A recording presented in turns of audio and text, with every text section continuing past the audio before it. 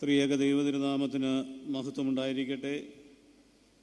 ഈ സമ്മേളനം ഉദ്ഘാടനം ചെയ്ത് നമ്മെ അനുഗ്രഹിച്ച മലങ്കര സഭയുടെ പരമാധ്യക്ഷൻ പരിശുദ്ധ ബെസിലിയോസ് മാർത്തോമ മാത്യൂസ് തൃതീയൻ കാതോലിക്ക ബാബ തിരുമേനി, അധ്യക്ഷ പദവി അലങ്കരിക്കുന്ന അഭിമന്യ നിക്കോദിമോസ് തിരുമേനി, മുഖ്യപ്രഭാഷണം നടത്തിയ നമുക്കൊക്കെയും ഏറ്റവും പ്രിയങ്കരനായ ശ്രീ അബിൻ വർക്കി MLA, സ്വാഗതം ആശംസിച്ച ഈ പ്രസ്ഥാനത്തിൻ്റെ കേന്ദ്ര വൈസ് പ്രസിഡന്റ് ബഹുമാനപ്പെട്ട ബിജു അച്ഛൻ, ദേവലോകമരമനിയുടെ ആദരണീയനായ മാനേജർ വന്ദനായ യാക്കോബ് റമ്പാശൻ, പ്രസ്ഥാനത്തിൻ്റെ കേന്ദ്ര ജനറൽ സെക്രട്ടറി പ്രിയപ്പെട്ട Shibu K Abraham, advocate Oommen John അടക്കമുള്ള കേന്ദ്ര ഭദ്രാസന ഭാരവാഹികളെ, വന്ദരായ വൈദിക ശ്രേഷ്ഠരെ, സെയിൻറ്റ് അനിയേഷ്യസ് ഓർത്തഡോക്സ് ഫെലോഷിപ്പിൻ്റെ വിവിധ യൂണിറ്റ് ഭദ്രാസന തലങ്ങളിൽ പ്രവർത്തിക്കുന്ന വിശ്വാസികളുടെ സമൂഹമേ, ഏവർക്കും യേശുക്രിസ്തുവിൻ്റെ നാമത്തിൽ സ്നേഹവന്ദനം. ഞാനാദ്യമായി SDOFിൻ്റെ കേന്ദ്ര ഭാരവാഹികളെ ഒന്ന് അനുമോദിക്കുവാൻ ആഗ്രഹിക്കുകയാണ്. ഈ സഭയെ പ്രതിസന്ധി ഘട്ടത്തിൽ നയിച്ച പരിശുദ്ധനായ പൗലോസുദീൻ ബാബ തിരുമനസിൻ്റെ ഒരനുസ്മരണം ദേവലോകത്ത് അദ്ദേഹത്തിൻ്റെ ഓർമ്മ പെരുന്നാളിനോടനുബന്ധിച്ചുള്ള കൊടിയേറ്റിൻ്റെ ദിവസം തന്നെ നടത്തുവാൻ നേതൃത്വം കൊടുത്ത, അതിൻ്റെ ചുമതല ഏറ്റെടുത്ത ഈ പ്രസ്ഥാനത്തിൻ്റെ മുഴുവൻ ഭാരവാഹികളെയും ആത്മാർത്ഥമായി ഞാൻ അഭിനന്ദിക്കുവാൻ ഈ അവസരം വിനിയോഗിക്കുകയാണ്. പ്രിയമുള്ളവരെ, ഇതൊരു ഗുരുത്വമാണ്, ഇത് നിങ്ങൾക്കൊരു അനുഗ്രഹമാണ്, നിങ്ങളുടെ പ്രവർത്തനങ്ങൾക്ക് ഇതൊരു പ്രചോദനമാണ്.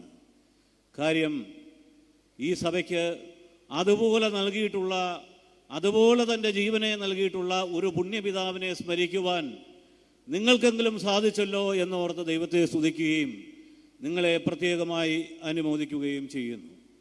ഈ സ്മരണ എന്ന് പറയുന്നത് തീർച്ചയായും ഒരു ഓർമ്മപ്പെടുത്തലാണ്. ആ ഓർമ്മപ്പെടുത്തൽ എന്ന് പറയുമ്പോൾ ആ പുണ്യപിതാവിൻ്റെ ജീവിതമാകുന്ന സന്ദേശത്തെ നമ്മുടെ ജീവിതത്തിൽ ഒന്ന് അനുകരിക്കുവാൻ, പരിപൂർണമായിട്ടല്ല എങ്കിലും ചെറിയതായെങ്കിലും ഒന്ന് അനുകരിക്കുവാൻ നമ്മളെ പ്രചോദിപ്പിക്കുന്നതാണ് ഈ സ്മൃതി കൂട്ടായ്മ. ജീവിച്ചിരിക്കുമ്പോൾ എന്നതുപോലെ തന്നെ പരിശുദ്ധ ബാബാ തിരുമേനിയുടെ സ്മരണ ദൈവാശ്രയത്തിലും സഭാസ്നേഹത്തിലും അനുദിനം വളരുവാൻ നമുക്ക് ഏറെ പ്രചോദനം നൽകുന്നതാണ് ഈ അനുസ്മരണ സമ്മേളനം എന്നുള്ള കാര്യത്തിൽ യാതൊരു വിധമായ സംശയവുമില്ല. വിശുദ്ധിയിൽ വളർന്നുകൊണ്ടിരുന്ന പരിശുദ്ധ ബാബാ തിരുമേനി സ്വർഗീയ തീരത്ത് അണഞ്ഞിരിക്കുന്നത് തന്നെ കാരുണ്യ സ്പർശനത്തിൻ്റെ ഒരു കയ്യൊപ്പ് അവശേഷിപ്പിച്ചിട്ടാണ്. വ്യവഹാരങ്ങളുടെ കാലത്ത് കലർപ്പില്ലാത്തതായ നിലപാടുകൾ സ്വീകരിക്കുകയും ശാശ്വതമായ സഭാസമാധാനം ആത്മാർത്ഥമായി ആഗ്രഹിക്കുകയും ചെയ്ത ആ ധന്യജീവിതം സ്മരിക്കപ്പെടേണ്ടത് അദ്ദേഹത്തിലൂടെ ഒഴുകിയ കാരുണ്യ പ്രവാഹങ്ങളുടെ പേരിലാണ് എന്ന് ഞാൻ വിശ്വസിക്കുന്നു. അചഞ്ചലമായ ആത്മധൈര്യം കൊണ്ട് ലളിതമായ ജീവിതം നയിച്ച പരിശുദ്ധ ബാബ ദരിദ്രർക്കും രോഗികൾക്കും നിസ്സഹായർക്കും മുമ്പിൽ കാരുണ്യത്തിൻ്റെ സാഗരമായി കവിഞ്ഞൊഴുകിയ അനേക അവസരങ്ങൾ ഉണ്ടായിട്ടുണ്ട്. പ്രതിസന്ധികളിൽപ്പെട്ട് ഏറെ ഉഴലുമ്പോഴും ഒരിക്കൽ പോലും ഈറനണിഞ്ഞിട്ടില്ലാത്ത ആ മിഴികൾ നിരാലംബർക്കും പാർശ്വവൽക്കരിക്കപ്പെട്ടവരുടെ മുമ്പിൽ അലിഞ്ഞുപോയിരുന്നു. അവർക്ക് വേണ്ടി തിരുമേനി പ്രാർത്ഥിക്കുക മാത്രമല്ല, പ്രവർത്തിക്കുകയും ചെയ്തിരുന്നു. നിരവധി ഉദാഹരണങ്ങൾ അടുത്തു നിന്ന് കാണുവാൻ, അടുത്തു നിന്ന് ബഹുമാനത്തോടെ പ്രാർത്ഥനയോടെ കാണുവാൻ ബലഹീനായി എനിക്ക് അവസരം ലഭിച്ചിട്ടുള്ളത് എൻ്റെ ജീവിതത്തിലെ ഏറ്റവും വലിയ ഭാഗ്യമായി ഞാൻ കരുതുകയാണ്.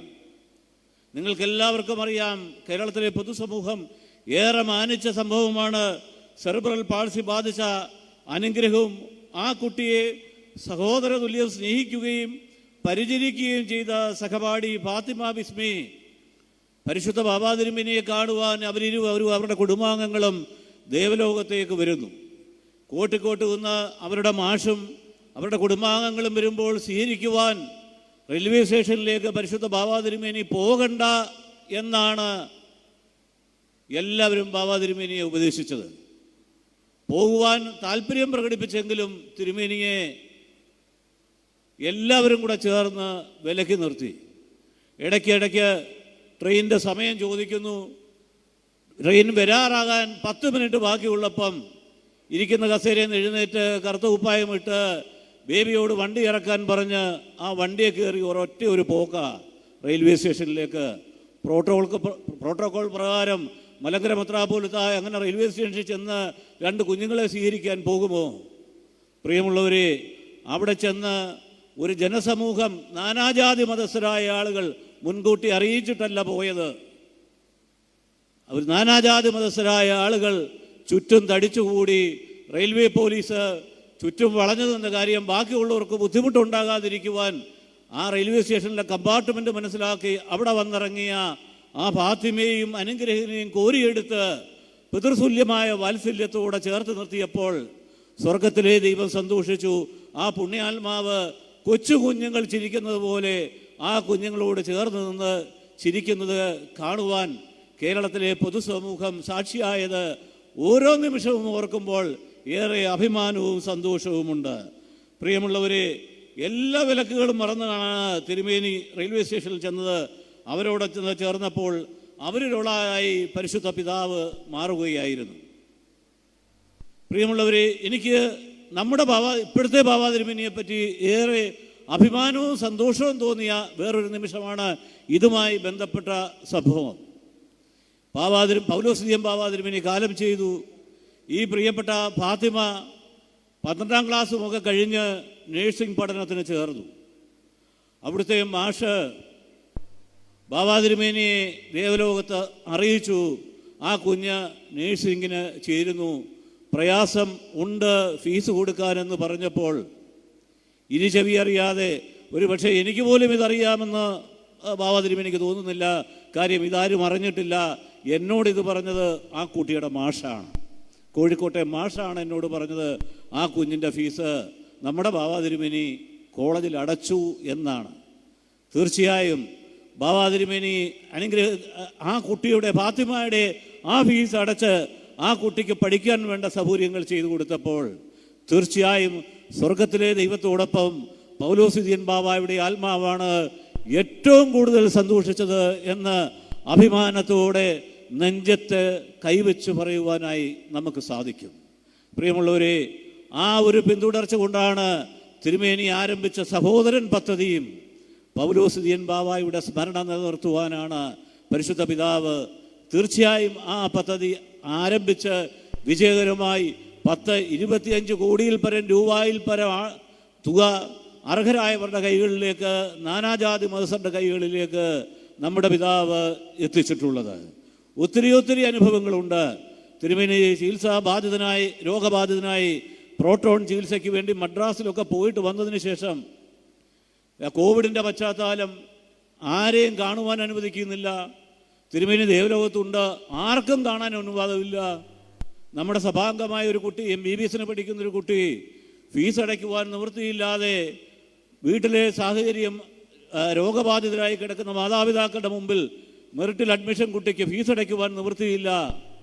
എന്ത് ചെയ്യണമെന്നറിയാതെ ഈ ദേവലോകത്തിൻ്റെ ബാബാ തിരുമേനിയുടെ മുറിയുടെ വാതിക്കൽ വന്നപ്പോൾ കാണുവാൻ, അനുവാദം കൊടുക്കുവാൻ ചമ്മാച്ചനോ പ്രിൻസിപ്പൽ സെക്രട്ടറിക്കോ അവകാശമില്ല. പക്ഷേ അവിടെ നടക്കുന്ന സംഭാഷണങ്ങൾ അകത്തു നിന്ന് കേട്ട് വാതിക്കൽ വന്ന് എന്താണ് എന്ന് ചോദിച്ച് ആ കുട്ടിക്ക് പറയുവാനുള്ളത് മുഴുവൻ അകത്ത് വാതിലിൻ്റെ അപ്പുറത്ത് നിന്ന് കേട്ട്, സത്യത്തിൽ ആ സമയത്ത് ബാബാ തിരുമേനിയുടെ അക്കൗണ്ടിൽ തുക എത്രയുണ്ട് എന്ന് ഞാൻ പറയുന്നില്ല, വളരെ തുച്ഛമായ തുകയുള്ളൂ. 50,000 താഴെ തുക മാത്രമേ ഉണ്ടായിരുന്നു എന്നുള്ളത് എനിക്ക് മനസ്സിലാക്കുവാൻ സാധിച്ചിട്ടുണ്ട്. പക്ഷേ 2 ദിവസത്തിനകം ലാസ്റ്റ് ഡേറ്റ് കഴിയുകയാണ്. കോളേജ് അധികൃതരെ അന്ന് തന്നെ ബന്ധപ്പെട്ട് ആ കുട്ടിയുടെ ആവശ്യമായ ഫീസിൻ്റെ തുക, ലക്ഷ്യങ്ങൾ കൈമുത്തില്ല, ഒരു പരിപാടിയില്ല, കോവിഡിൻ്റെ പശ്ചാത്തലമാണ്. യാതൊരു രീതിയിലും ചികിത്സയ്ക്ക് വേണ്ടി പൈസയ്ക്ക് പോലും ബുദ്ധിമുട്ടുന്ന അവസരത്തിൽ പരിശുദ്ധ പിതാവ് ആ കുട്ടിയുടെ പഠനത്തിന് ആവശ്യമായ തുക 48 മണിക്കൂറിനകം കോളേജിൽ അടച്ച് ആ കുട്ടിക്ക് തുടർ പഠനം നടത്തുവാനുള്ള സാഹചര്യം കൊടുത്തുവെങ്കിൽ അതായിരുന്നു പൗലോസ് ബാബാ തിരുമേനി. പരുമലി ആശുപത്രിയിൽ അഡ്മിറ്റായി ട്രീറ്റ്മെൻറ്റ് നടക്കുമ്പോഴാണ് കേരളത്തെ ആകെ വേദനയിലാക്കിയ വെള്ളപ്പൊക്കമുണ്ടായത്. ആ വെള്ളപ്പൊക്കത്തിൻ്റെ സമയത്ത് പരുമലി ബിജുവച്ചനൊക്കെയുള്ള പുത്തങ്കാവിനടുത്തുള്ള പാണ്ടന, ചെങ്ങന്നൂർ ഭദ്രാസനത്തിലെ പാണ്ടനാട്ട് വെള്ളത്തിനടിയിലായി പോയ സ്ഥലമാണ്. അവിടെ ഒരു തുരുത്തിൽ താമസിക്കേണ്ട, കണ്ടത്തിൻ്റെ നടുക്ക് തുരുത്തിൽ താമസിക്കുന്ന, അരയ്ക്ക് താഴെ മുഴുവൻ തളർന്നതായ സ്ത്രീ ഒരു ചക്രത വണ്ടിയിൽ ഇങ്ങനെ കയ്യേൽ ഉരുട്ടിയാണ് അവർ പോകുന്നത്. വെള്ളപ്പൊക്കത്തിൽ അവർക്ക് വെളിയിലേക്ക് പോകുവാൻ സാധിക്കില്ല. ചുറ്റും കണ്ടമാണ്, 1.5 സെൻറ്റ് സ്ഥലത്തിനകത്ത്. മാതൃഭൂമിയുടെ ലേഖകൻ ഈ വിഷയം കൃത്യമായി റിപ്പോർട്ട് ചെയ്തത് തിരുമേനിയുടെ ശ്രദ്ധയിൽപ്പെട്ടപ്പോൾ 1 മാസത്തിനകം അവർക്ക് വീട് വെച്ചു കൊടുക്കുവാൻ പറഞ്ഞ് ആവശ്യമായ തുക, എന്ന് പറഞ്ഞാൽ വീട് വെക്കുന്നതല്ല പ്രശ്നം, ആ വീട് വെക്കാനുള്ള സ്ഥലത്തേക്ക് അതിനാവശ്യമായ ഇഷ്ടികയും മണ്ണും അല്ലെങ്കിൽ അതിൻ്റെ റോ മെറ്റീരിയൽസ് കൊണ്ടുപോകുക എന്ന് പറയുന്നതാണ് ഏറ്റവും കൂടുതൽ ചിലവുള്ള കാര്യം. അവിടത്തേക്ക് വഴിയില്ല. ഈ വെള്ളത്തിനകത്തൂടെ വേണം എന്തെങ്കിലും കൊണ്ടുപോകുവാൻ. 1 മാസം എന്ന് തിരുമേനി പറഞ്ഞു. എനിക്ക് വയ്യാതാവുന്നതിന് മുമ്പ് ആ വീട് പണി തീർക്കണമെന്ന് പറഞ്ഞു. 3 മാസത്തിനുള്ളിൽ ആ വീടിൻ്റെ പണി തീർത്ത് കഴിഞ്ഞപ്പോൾ ആ കുട്ടിക്ക്, ആ വയ്യാത്ത അമ്മയ്ക്ക്, ഒരു ക്രൈസ്തവ സ്ത്രീയൊന്നുമല്ല കേട്ടോ, ആ വയ്യാത്ത അമ്മയ്ക്ക്, ആ മുത്തച്ഛിക്ക് MC പൗലോസ് അച്ഛനോട് പറഞ്ഞ് ഏറ്റവും ആധുനികമായ ഒരു വീൽ ചെയറും ആ വീട്ടിലേക്ക് ആവശ്യമായ സാധന സാമഗ്രികളും വാങ്ങിച്ചേൽപ്പിച്ച് ചെങ്ങന്നൂർ ഭദ്രാസന മെത്രാപ്പോലീത്തായിരുന്ന തീമോഥെയോസ് തിരുമേനിയോട് പറഞ്ഞു, പോയി പ്രാർത്ഥിച്ചു കൂദാശൻ അവരുടെ വിശ്വാസം അനുസരിച്ച് ചെയ്തോട്ടെ, പോയി എനിക്ക് വേണ്ടി ഈ സമ്മാനം കൊടുത്ത് അവരെ അനുഗ്രഹിച്ചിട്ട് വരാൻ പറഞ്ഞ് ഇരുചെവി അറിയാതെ അവർക്ക് ആ വീട് കൊടുത്ത ആ പുണ്യാത്മാവ് സാമ്പത്തികമായി ഏറെ ബുദ്ധിമുട്ടുന്ന ക്രൈസിസിൻ്റെ സമയത്താണ് തിരുമനസ് കൊണ്ട് അത് ചെയ്തത്. ഒക്കെ വിട്ട് പറയുവാനാണെങ്കിൽ ഒത്തിരി കാര്യങ്ങൾ. അസോസിയേഷൻ സെക്രട്ടറി എന്ന നിലയിൽ സഭയിലെ ജീവകാരുണ്യ പദ്ധതികൾ പലതും മുന്നോട്ട് പോകുവാൻ ബുദ്ധിമുട്ടിയപ്പോൾ, വിധവാ പെൻഷൻ കൊടുക്കാൻ കാശില്ലാതെ വന്നപ്പോൾ ഏത് ഫണ്ടിൽ നിന്നായാലും എവിടെ നിന്നായാലും കൊടുത്തോണമെന്നാണ് അന്ന് ഡെപ്യൂട്ടി സെക്രട്ടറി ആയിരുന്ന ജോൺ മത്തായി സാറിനോട് പരുമല ആശുപത്രിയിൽ കാണാൻ ചെന്നപ്പം പറഞ്ഞു, എനിക്കറിയത്തില്ല എവിടെ നിന്ന് എടുത്ത് കൊടുക്കണമെന്നൊന്നും, പക്ഷേ വിധവാ പെൻഷൻ ഒരു ദിവസം പോലും മുടങ്ങാനിടയാവരുത്, അവർക്ക് കൃത്യമായി ആ പാവപ്പെട്ട വിധവകൾക്ക് ആ പൈസ അക്കൗണ്ടിൽ കിട്ടിയിരിക്കണം. അതായിരുന്നു പൗലോസ് ബാവാ തിരുമേനി കാലം ചെയ്തത്. ആ കോവിഡിൻ്റെ പശ്ചാത്തലത്തിൽ ഇവിടുത്തെ കബറടക്കം കഴിഞ്ഞതിന് ശേഷമാണ് വെല്ലൂരിലെ നമ്മുടെ സ്നേഹഭവനിലെ അച്ഛൻ ഒരു സാക്ഷ്യമായി പറഞ്ഞതാണ്, 100 കണക്കിന് ആളുകൾക്ക് തിരുമേനി അച്ഛനോട് ചട്ടം കെട്ടിയിരുന്നു. സാമ്പത്തികമായി പ്രയാസം അനുഭവിക്കുന്ന ക്യാൻസർ രോഗികൾ ആരെങ്കിലും വന്നിട്ട് വരുന്നുണ്ടെങ്കിൽ അവർക്ക് എന്തെങ്കിലും ആവശ്യമുണ്ടെങ്കിൽ അച്ഛൻ എന്നോട് പറയണം, ആരും അറിയാതെ അവർക്ക് ചികിത്സയ്ക്കുള്ള സഹായം ഞാൻ തന്നുകൊള്ളാമെന്ന്. ഒരു കണ്ടീഷനേ പറഞ്ഞുള്ളൂ, കർത്താവ് പറഞ്ഞതുപോലെ നിങ്ങളിതാരോടും പറയരുത് എന്ന് പറഞ്ഞതുപോലെ അച്ഛനോട് പറഞ്ഞു, ഞാൻ ഈ ചെയ്യുന്നത് ആരോടും പറയരുത്. അച്ഛൻ അതിന് മരണശേഷം കബറടക്കത്തിന് ശേഷമാണ് പറഞ്ഞത്, നാനാജാതി മതസ്ഥരായ ആളുകൾ വന്ന് പ്രയാസം പറയുമ്പോൾ എനിക്ക് തന്നെ പറയാൻ ബുദ്ധിമുട്ടാണ്, എങ്കിലും പറഞ്ഞിട്ടുണ്ട് എങ്കിൽ ആ രോഗികളുടെ അക്കൗണ്ടിലേക്ക് കൃത്യമായ പൈസ, ആവശ്യമായ പൈസ തിരുമനസ്സുകൊണ്ട് നൽകിയിട്ടുണ്ട് എന്നുള്ളത് ആരായിരുന്നു പൗലോസ് ബാവാ തിരുമേനി എന്നുള്ളതിൻ്റെ ഉദാത്തമായ മാതൃകയാണ്. തീർച്ചയായും ആ പിതാവിനെ ഏറ്റവും കൂടുതൽ എനിക്ക് തന്നിട്ടുള്ള ഏറ്റവും വലിയൊരു ഒരു മാതൃകാപരമായ അദ്ദേഹത്തിൻ്റെ ജീവിതത്തിൽ കണ്ടതൊരു സവിശേഷത, അദ്ദേഹത്തിൻ്റെ ജീവിതത്തിൽ ധനമോ കൈമുത്തോ ലഭിക്കുമ്പോൾ ഉണ്ടാകുന്നതിനേക്കാളും അദ്ദേഹത്തിനുള്ള ആനന്ദം, ആ ലഭിച്ച തുക ആലംബഹീനരായ ആളുകളുടെ കൈകളിലേക്ക് ഇരുചെവി അറിയാതെ എത്തിക്കുമ്പോൾ അദ്ദേഹത്തിന് പ്രത്യേകമായ ഒരു ആനന്ദവും സന്തോഷവും ഉണ്ടായിരുന്നു. എളിയവരോട് ചേർന്ന് നിൽക്കുവാനും എളിയരെ ചേർത്ത് നിർത്തുവാനും ശ്രദ്ധിച്ച പരിശുദ്ധ ബാവാ തിരുമേനി അത്യുന്നതമായ തൻ്റെ സ്ഥാനം അലങ്കരിച്ചപ്പോഴും സാധാരണക്കാരോടുള്ള തൻ്റെ ഐക്യത നിലനിർത്തി. അതുകൂടാതെ അദ്ദേഹത്തിൽ കണ്ട ഏറ്റവും വലിയ മറ്റൊരു സവിശേഷതയാണ് അദ്ദേഹത്തിൻ്റെ വാക്കും പ്രവൃത്തിയും തമ്മിൽ അകലമുണ്ടായിരുന്നില്ല. പ്രിയപ്പെട്ട അബിൻ വർക്കി ഇവിടെ പ്രസംഗിച്ചപ്പം പറഞ്ഞപ്പോൾ ഞാൻ കേൾക്കുകയായിരുന്നു, ഹൃദയശുദ്ധിയുള്ളവർ ഭാഗ്യവാന്മാർ, എന്തുണ്ടെന്നാൽ സ്വർഗരാജ്യം അവർക്കുള്ളതാണ് എങ്കിൽ പരിശുദ്ധ പൗലോസ് ബാവാ തിരുമേനി ഹൃദയശുദ്ധി ഉള്ളവനായിരുന്നു. ഹൃദയശുദ്ധി ഉള്ളത് കൊണ്ട് തന്നെ അകത്തുള്ളത് ആരോടാന്നേലും മുഖത്ത് നോക്കി അങ്ങ് പറയും.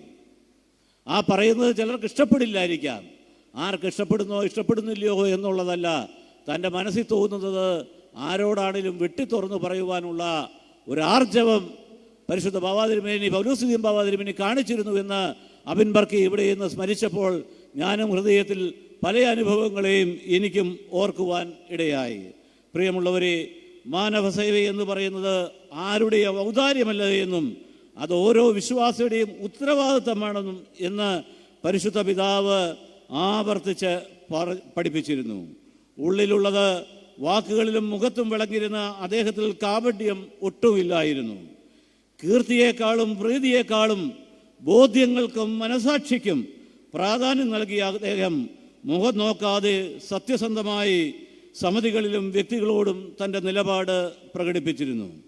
മലങ്കര ഓർത്തഡോക്സ് സഭയെ ജീവന് തുല്യമല്ല, ജീവനേക്കാൾ ഉപരി സ്നേഹിച്ചിരുന്ന അദ്ദേഹം ഒരു സന്ദർഭത്തിൽ പറഞ്ഞത് ഞാൻ ഓർക്കുന്നു. ഒരു കൈയിൽ സഭയും മറുകൈയിൽ സ്വന്തം ജീവനും വെച്ച് ഒന്ന് തിരഞ്ഞെടുക്കേണ്ട എന്ന് എന്നോടൊരു ചോയ്സ് ചോദിച്ചാൽ രണ്ടാമതൊന്നും ആലോചിക്കാതെ എൻ്റെ സഭയെ ഞാൻ തിരഞ്ഞെടുക്കും എന്നാണ് പരിശുദ്ധ പിതാവ് പറഞ്ഞത്. മലങ്കര ഓർത്തഡോക്സ് സഭയ്ക്ക് വേണ്ടി ആത്മാർപ്പണം ചെയ്ത ഒരു ജീവിതമായിരുന്നു അദ്ദേഹത്തിൻ്റേത്. അദ്ദേഹം സഭയ്ക്ക് വേണ്ടി കൊല്ലപ്പെട്ടു എന്ന് ഞാൻ പറയുന്നില്ല. പക്ഷേ ഒരു കാര്യം ഞാൻ പറയാം, ഈ സഭയ്ക്ക് വേണ്ടി അദ്ദേഹം വിഭജിക്കപ്പെട്ടു എന്ന് പറയുവാൻ ഞാൻ ആഗ്രഹിക്കുകയാണ്. തൻ്റെ ജീവിതത്തെ ഈ സഭയ്ക്ക് വേണ്ടി അദ്ദേഹം വിഭജിച്ചു കൊടുത്തു.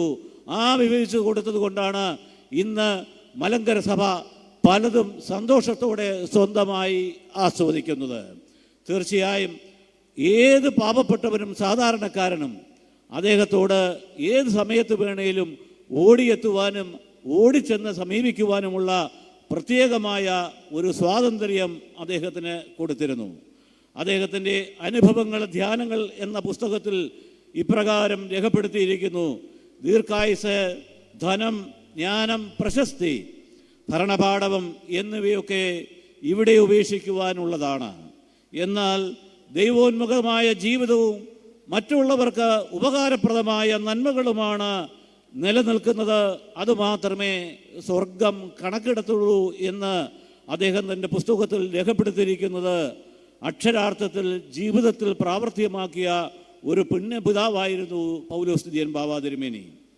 സമ്പത്തിൽ ഭ്രമിക്കാതെ അർഹരായവർക്ക് നിർലോഭമത് നൽകുകയും നിരാലംബരോട് താതാത്മ്യം പ്രാപിക്കുകയും ചെയ്ത പരിശുദ്ധ പിതാവിൻ്റെ ധന്യജീവിതം സഭാഭരണഘടനയിൽ ഉറച്ചു നിന്നുകൊണ്ട് സഭയുടെ സ്വാതന്ത്ര്യത്തിന് വേണ്ടി സത്യസന്ധമായ ഉറച്ച നിലപാടുകൾ അദ്ദേഹം എടുത്തത് ചരിത്രത്തിൽ എന്നും അടയാളപ്പെടുത്തും.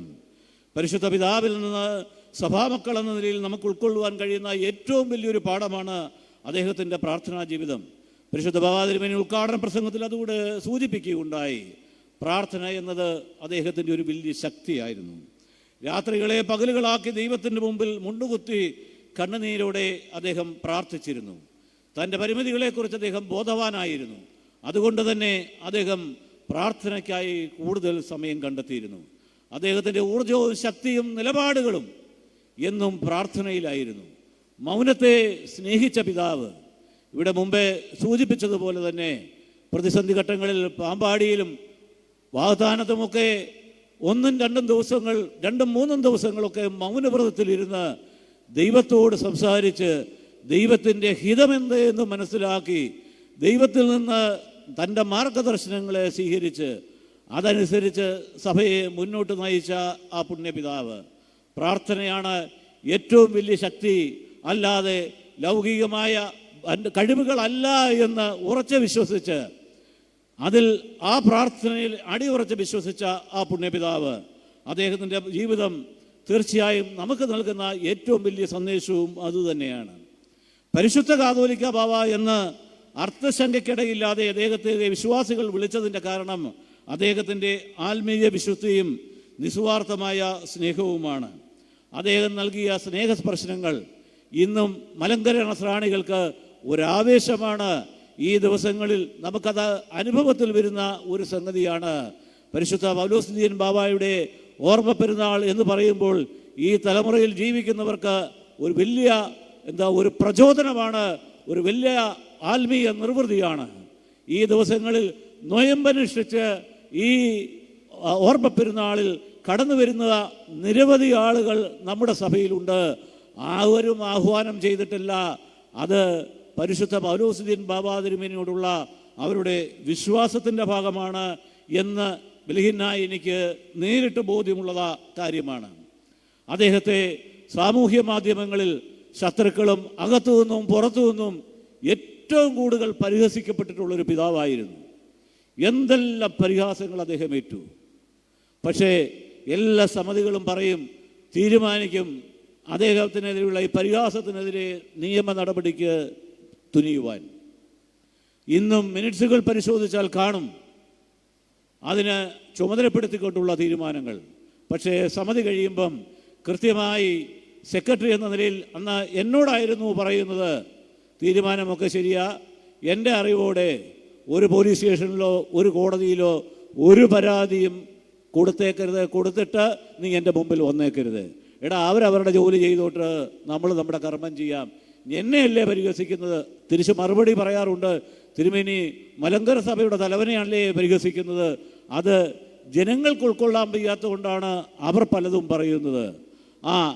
അതൊക്കെ ശരിയായിരിക്കും, പക്ഷേ യാതൊരു പരാതിയും ആർക്കെതിരെയും കൊടുത്തേക്കരുത്, ശക്തമായ താക്കീതാണ്.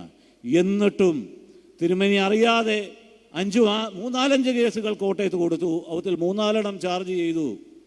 ആ ചാർജ് ചെയ്ത കേസുകളൊക്കെ പിന്നെ എവിഡൻസിന് വന്നപ്പം എന്നെ വഴക്ക് പറയുകയും അതിനകത്ത് എങ്ങനെ മൊഴി കൊടുക്കണമെന്ന് കൃത്യമായി എനിക്ക് മാർഗനിർദ്ദേശം നൽകുകയും ചെയ്തിട്ടുണ്ട്. ഒരു കേസിനകത്ത് പോലും ഒരു സഹോദരനെയും ശിക്ഷിക്കാൻ ബാബ തിരുമേനി അനുവദിച്ചിട്ടില്ല എന്ന് ഞാൻ പറയുമ്പോൾ എന്തായിരിക്കും ബാബ തിരുമേനി എന്നോട് പറഞ്ഞത് എന്ന് നിങ്ങൾക്ക് ഓരോരുത്തർക്കും മനസ്സിലാക്കുവാൻ സാധിക്കുമല്ലോ. തീർച്ചയായും ആ പിതാവിനെ പറ്റി നിരവധി കാര്യങ്ങൾ പറയുവാനുണ്ട്. പക്ഷേ എനിക്കുള്ള സമയം എനിക്ക് ബോധ്യമുള്ളത് കൊണ്ട് ഞാൻ ആ വാക്കുകൾ അവസാനിപ്പിക്കുവാൻ ആഗ്രഹിക്കുകയാണ്. രോഗവും പ്രതിസന്ധികളും ദൈവകൃപ അനുഭവിക്കുവാനുള്ള സവിശേഷ സന്ദർഭമാക്കി മാറ്റിയ ആ പരിശുദ്ധ പിതാവ് തൻ്റെ ജീവിതത്തിലൂടെ നമ്മെ ഓർമ്മിപ്പിക്കുന്നതായ ആത്മീയ വെളിച്ചം അത്ഭുതകരമാണ്. തീർച്ചയായും ഇത്ര ഒരുക്കത്തോടെ സത്യക്രിസ്ത്യാനിക്ക് ചേരുന്ന നല്ലൊരന്ത്യം പ്രാപിപ്പാൻ ദൈവമേ ഞങ്ങളെ യോഗ്യരാക്കണമേ എന്ന് ഓരോ ബലിയിലും ഓരോ പ്രാർത്ഥനയിലും നമ്മൾ പ്രാർത്ഥിക്കുന്നു. അക്ഷരാർത്ഥത്തിൽ സത്യക്രിസ്ത്യാനിക്ക് ചേരുന്ന നല്ലൊരന്ത്യം പ്രാപിച്ചു. തീർച്ചയായും യഥാർത്ഥമായ അനുതാപം, കുംഭസാരം പിതാവിനെ വിളിച്ചു വരുത്തി സത്യകുംഭസാരങ്ങൾ നടത്തി ഓർത്തു വരുന്നതായ എല്ലാ പാപങ്ങളെയും ഏറ്റുപറഞ്ഞ പാപമോചനം പ്രാപിച്ചു. ആരോടൊക്കെ അനുരഞ്ജനപ്പെടണമോ അവരെയെല്ലാം വിളിച്ചു വരുത്തി അനുരഞ്ജനപ്പെടുത്തി. തീർച്ചയായും സത്യക്രിസ്ത്യാനിക്ക് ചേരുന്ന നല്ലൊരന്ത്യം എല്ലാ അന്ത്യകൂദാശകളും സ്വീകരിച്ച് പ്രാർത്ഥനയുടെ അനുഭവത്തിൽ വിശുദ്ധ കുർബാന അനുഭവിച്ച് പ്രാർത്ഥനയുടെ അന്തരീക്ഷത്തിൽ സ്വർഗത്തിലെ പിതാവിനോട് ചേർക്കപ്പെട്ട ആ പുണ്യപിതാവ്, തീർച്ചയായും ആ പിതാവ് നമുക്ക് നൽകിയ സുഗന്ധധൂപത്തിൻ്റെ ആത്മീയ വസനത്താൽ ധന്യരായ ഒരു തലമുറയിൽ ജീവിക്കുന്ന നമ്മൾ ഓരോരുത്തരും തീർച്ചയായും അനുഗ്രഹീതരാണ്. ആ പിതാവിൻ്റെ ഓർമ്മ നമുക്ക് കൂടുതൽ അനുഗ്രഹത്തിന് ഇടയാവട്ടെ എന്ന് ഞാൻ പ്രാർത്ഥിക്കുകയാണ്. ആ പുണ്യസ്മരണകൾക്ക് മുമ്പിൽ പ്രാർത്ഥനാപൂർവമായ പുഷ്പങ്ങൾ സമർപ്പിക്കുന്നു. പരിശുദ്ധ പിതാവേ, അങ്ങയുടെ വാനവലിയിൽ ബലഹീനരാകുന്ന ഞങ്ങളെ ഓർക്കണമേ എന്ന് പ്രാർത്ഥിച്ചുകൊണ്ട് ആ പുണ്യപിതാവിൻ്റെ മധ്യസ്ഥതയിൽ അഭയം പ്രാപിച്ചുകൊണ്ട് ബലഹീനായ ഞാൻ എൻ്റെ വാക്കുകളെ അവസാനിപ്പിക്കുന്നു. ഒരിക്കൽ കൂടെ ഈ പ്രസ്ഥാനൻ്റെ ചുമതലക്കാരോട് നല്ലൊരു സന്തോഷ വാർത്തയൂടെ പറയുവാനുണ്ട്.